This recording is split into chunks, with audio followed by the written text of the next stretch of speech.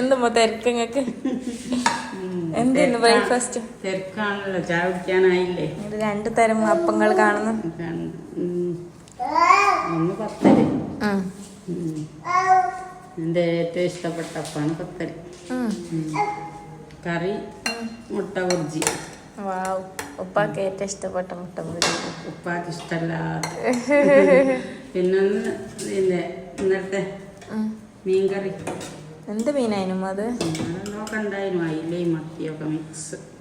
അയിലയും മത്തി മിക്സ് ഇട്ട് ചാറാക്കിയതാ. നല്ല ഇട്ടതാണ്. പിന്നെ ചായ, പിന്നെ ചായ, കട്ടൻ ചായ. നമ്മളെ